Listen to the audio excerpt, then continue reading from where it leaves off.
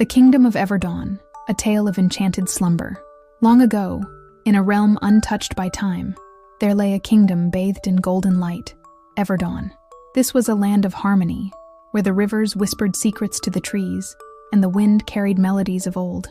Yet, for all its splendor, the royal palace held a longing that no wealth could satisfy. Each day, the king and queen gazed upon the stars, yearning for a child to complete their world.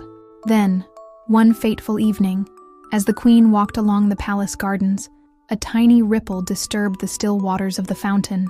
From its depths emerged a shimmering frog, its emerald skin glistening under the moon's glow. "Your heart's desire shall be granted," the creature spoke in a voice as soft as the breeze. "Before the next full moon wanes, a daughter shall be born to you, a light brighter than the dawn itself." True to the prophecy, the queen soon bore a daughter, a child so radiant that the kingdom rejoiced.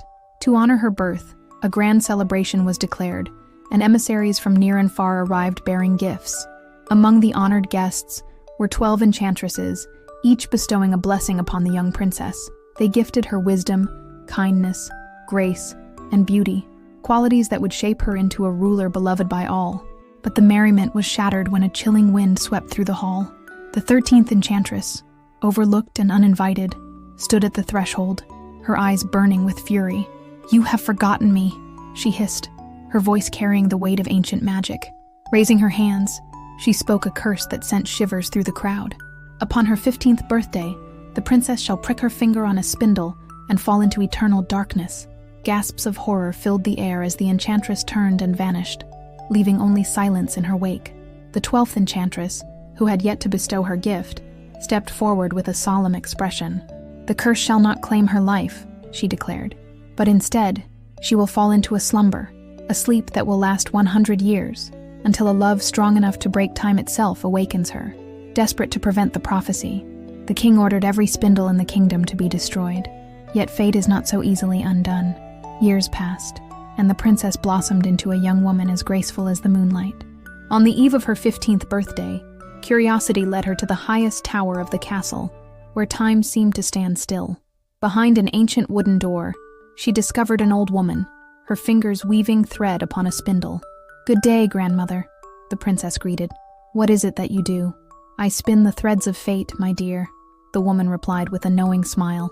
As the princess reached out to touch the spindle, destiny unfurled before her, just as foretold.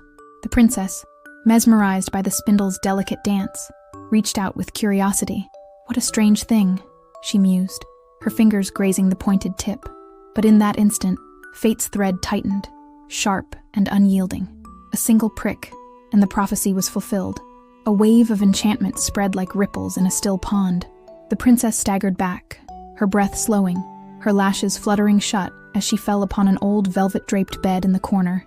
Silence cloaked the room. The spell had taken hold. Far below, in the grand halls of the castle, the same enchantment wove its way through every stone and shadow. The king, frozen mid-step, collapsed into a deep slumber beside his queen. Servants and nobles, locked in laughter and conversation, drifted into the same dreamless state. The cook, his hand poised to scold an apprentice, stilled as if time itself had been paused. Even the animals succumbed, the horses in their stalls, the dogs curled in the courtyard, the pigeons perched beneath the eaves. The very flames upon the hearth flickered and froze, their embers ceasing to glow. And then, as if nature herself mourned the stillness, the earth responded. From the ground, thorned vines twisted and climbed, forming an unbreakable fortress around the castle. Each passing year, the brambles thickened, entwining themselves into an impenetrable wall, shielding the kingdom from sight. Only the tallest towers, their tips barely kissing the sky, remained visible.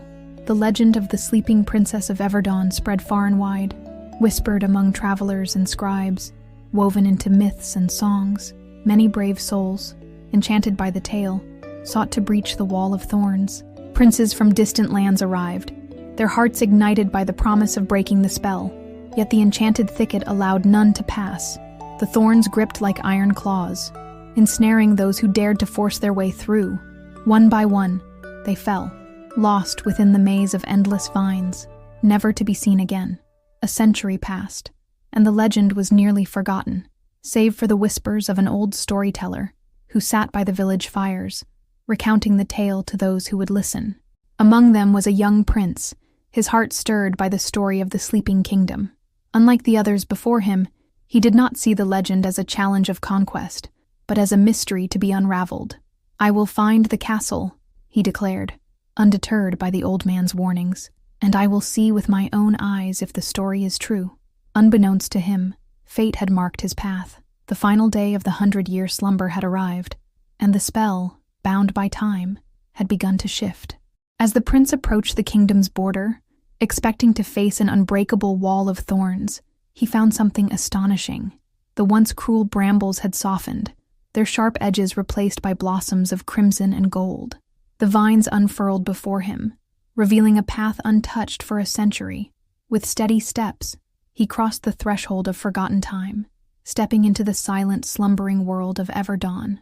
Inside the castle walls, he found a realm frozen in its final breath, horses unmoving in their stables, birds sleeping upon rafters, servants and nobles resting in their gilded seats.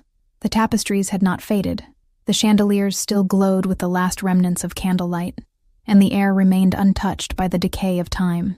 Climbing the winding stairs of the tower, he reached a door hidden beneath layers of dust and ivy.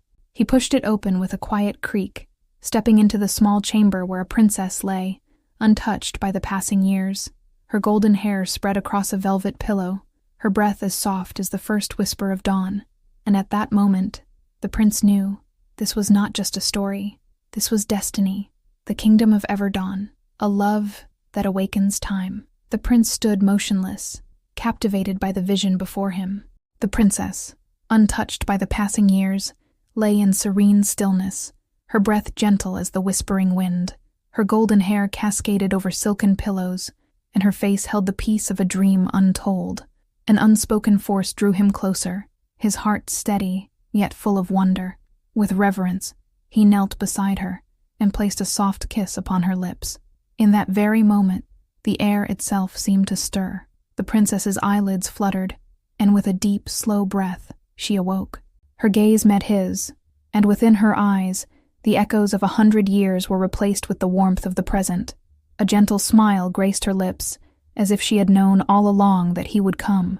As she rose, so too did the kingdom. The castle trembled, shaking off the dust of an enchanted century. In the grand hall, the king and queen stirred, confusion and joy mingling in their eyes as they beheld one another once more.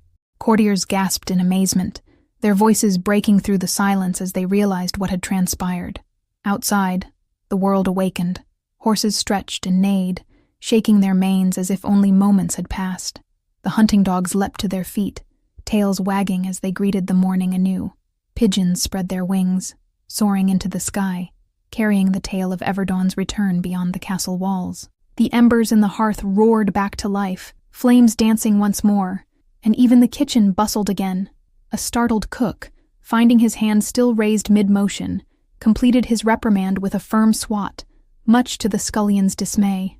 Laughter and astonishment filled the air as the once-forgotten kingdom embraced the gift of time restored. And soon, the joyous awakening gave way to an even greater celebration, the wedding of the princess and her fated prince.